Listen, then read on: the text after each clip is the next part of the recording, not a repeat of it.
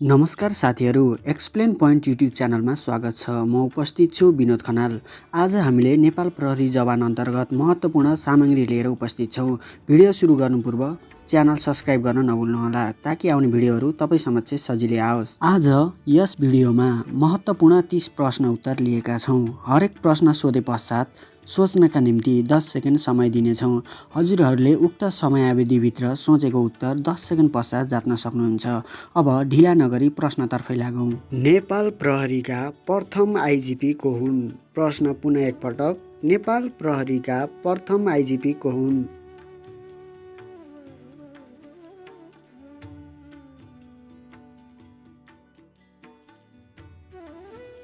नेपाल प्रहरीका प्रथम आइजिपी तोरण शमशेर हुन् भने यिनको कार्यकाल विक्रम सम्वत 2007 चैत्र 28 देखि 30 सम्म 2 दिनको रहेको थियो। नेपाल प्रहरीको स्थापना सेनाको कुन गणलाई रूपान्तरण गरेर भएको हो? प्रश्न पुनः एकपटक। नेपाल प्रहरीको स्थापना सेनाको कुन गणलाई रूपान्तरण गरेर भएको हो?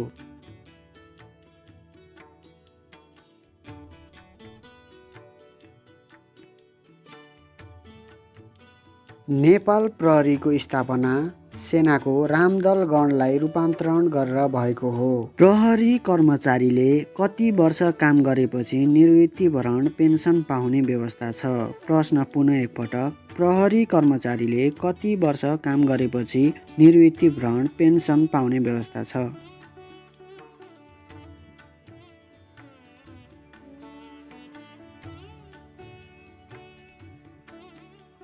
प्रहरी कर्मचारीले 20 वर्ष काम गरेपछि पेन्सन पाउने व्यवस्था छ।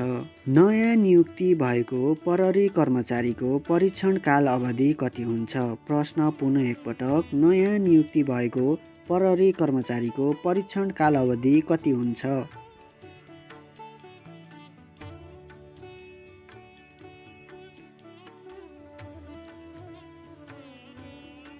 नयाँ नियुक्ति भएको प्रहरी कर्मचारीको परीक्षण काल अवधि 1 वर्ष हुन्छ।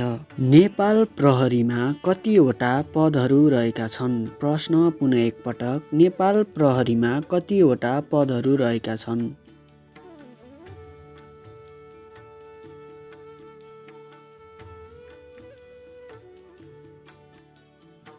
नेपाल प्रहरीमा 11वटा पदहरू रहेका छन्।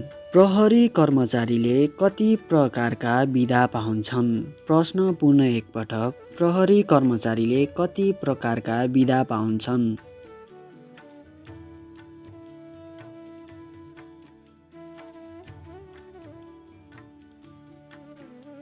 प्रहरी कर्मचारीले 8 प्रकारका बिदा पाउँछन्। सेतो टोपी भनेर कुन प्रहरीलाई जनाउँछ? प्रश्न पुनः एकपटक। सेतो टोपी भनेर कुन प्रहरीलाई जनाउँछ?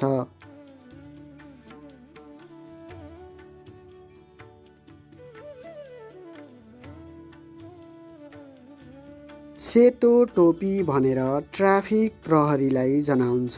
प्रहरी सन्दर्भमा पीपीपी को पूर्ण रूप के हो? प्रश्न पुनः एकपटक। प्रहरी सन्दर्भमा पीपीपी को पूर्ण रूप के हो?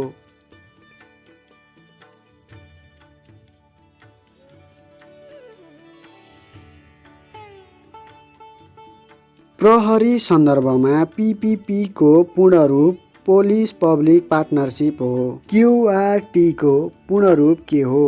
प्रश्न पुनः एकपटक। क्यूआरटी को पूर्ण रूप के हो?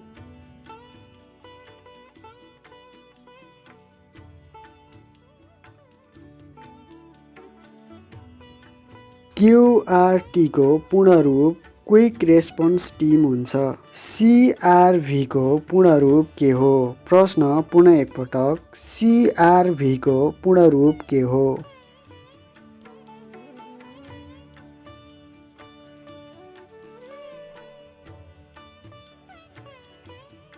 सीआरभी को पूर्ण रूप कन्ट्रोल रुम भेहिकल हुन्छ। प्रहरी ऐन कहिले जारी भयो? प्रश्न पुनः एकपटक। प्रहरी ऐन कहिले जारी भयो?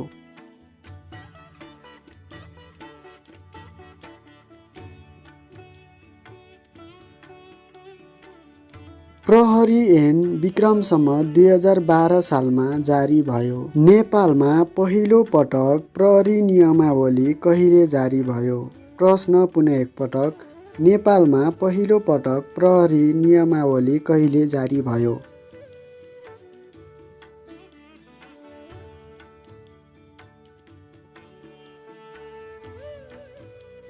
नेपालमा पहिलो पटक प्रहरी नियमावली विक्रम सम्वत 2015 सालमा जारी भयो। पुरुष कर्मचारीले प्रसुति स्याहार बिदा कति दिन पाउँछन्? प्रश्न पुनः एकपटक, पुरुष कर्मचारीले प्रसुति स्याहार बिदा कति दिन पाउँछन्?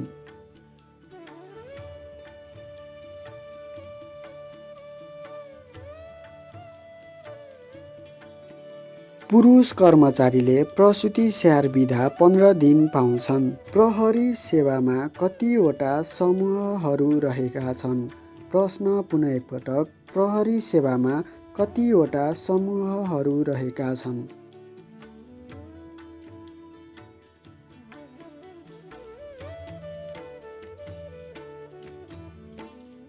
प्रहरी सेवामा जनपद प्रहरी समूह र प्राविधिक प्रहरी समूह गरी दुईवटा समूहहरू रहेका छन्। प्रहरी कर्मचारीको नियुक्तिको पदपूर्ति समितिको अध्यक्ष को हुन्छ? प्रश्न पुनः एकपटक, प्रहरी कर्मचारीको नियुक्तिको पदपूर्ति समितिको अध्यक्ष को हुन्छ?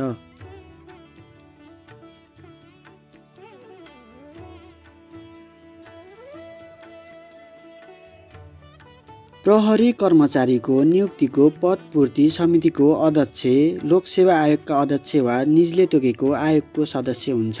नेपाल पुलिस तालिम केन्द्रको स्थापना कहिले भयो? प्रश्न पुनः एकपटक, नेपाल पुलिस तालिम केन्द्रको स्थापना कहिले भयो?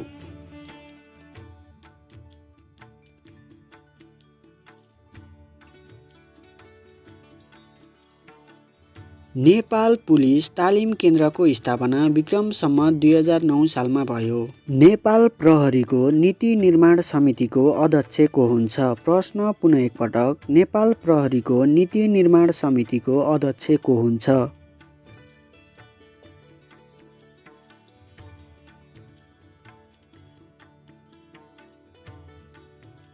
नेपाल प्रहरीको नीति निर्माण समितिको अध्यक्ष प्रहरी महानिरीक्षक हुन्छ। प्रहरी संगठनको रेखदेख, नियन्त्रण र निर्देशन दिने अधिकार कसमा निहित रहन्छ?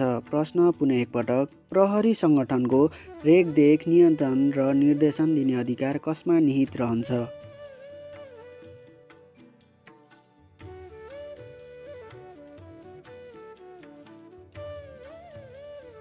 प्रहरी संगठनको रेखदेख, नियन्त्रण र निर्देशन दिने अधिकार नेपाल सरकारमा निहित रहन्छ। एक तारा नेपाल प्रहरीको कुन दर्जामा हुन्छ? प्रश्न पुनः एकपटक, एक तारा नेपाल प्रहरीको कुन दर्जामा हुन्छ?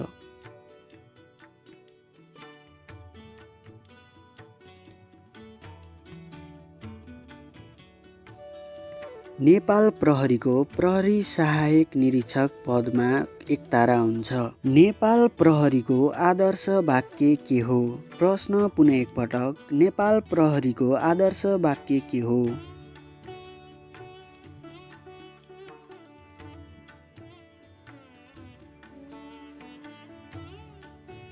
नेपाल प्रहरीको आदर्श वाक्य सत्य, सेवा, सुरक्षणम हो। नेपालमा हाल कति प्रकारका प्रहरी छन्? प्रश्न पुनः एकपटक, नेपालमा हाल कति प्रकारका प्रहरी छन्?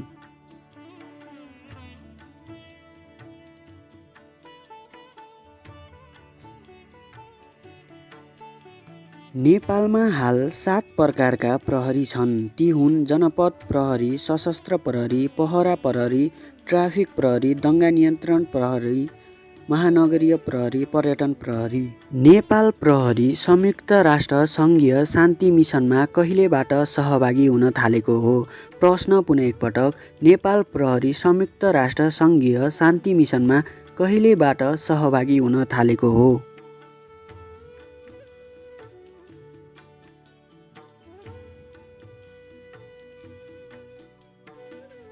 नेपाल प्रहरी संयुक्त राष्ट्र सङ्घीय शान्ति मिसनमा सन् 1991बाट सहभागी हुन थालेको हो। नेपालको पहिलो महिला प्रहरी जवान को हुन्? प्रश्न पुनः एकपटक, नेपालको पहिलो महिला प्रहरी जवान को हुन्?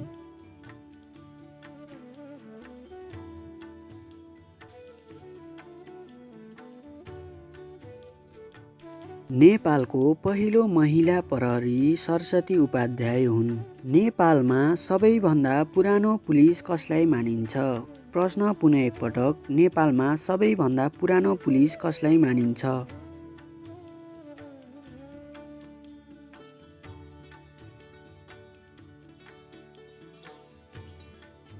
नेपालमा सबैभन्दा पुरानो पुलिस कोतवाली पुलिस मानिन्छ। विक्रम सम्वत 1967। ट्राफिक लाइट सिग्नलमा कति प्रकारका लाइटहरू हुन्छन्? प्रश्न पुनः एकपटक, ट्राफिक लाइट सिग्नलमा कति प्रकारका लाइटहरू हुन्छन्?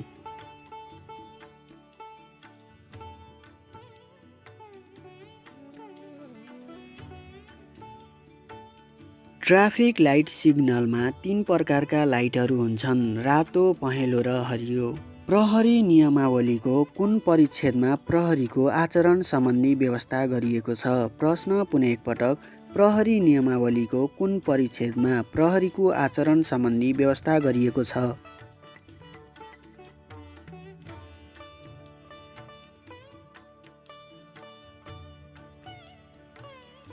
प्रहरी नियमावलीको परिच्छेद 9मा प्रहरीको आचरण सम्बन्धी व्यवस्था गरिएको छ। कुन मन्त्रालय अन्तर्गत नेपाल प्रहरी रहन्छ? प्रश्न पुनः एकपटक, कुन मन्त्रालय अन्तर्गत नेपाल प्रहरी रहन्छ?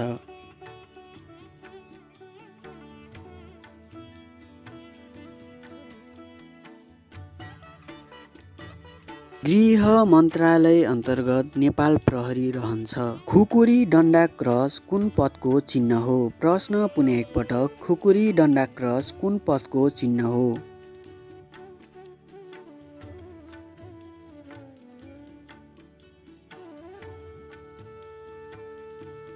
खुकुरी डन्डा क्रस प्रहरी निरीक्षक पदको चिन्ह हो। विधि विज्ञान प्रयोगशालाको स्थापना कहिले भयो? प्रश्न पुनः एकपटक, विधि विज्ञान प्रयोगशालाको स्थापना कहिले भयो?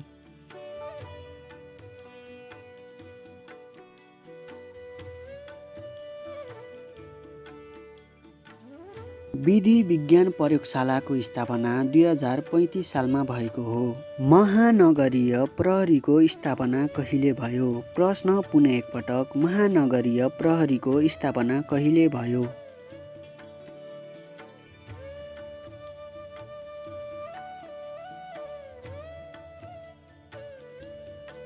महानगरीय प्रहरीको स्थापना 2063 सालमा भएको हो।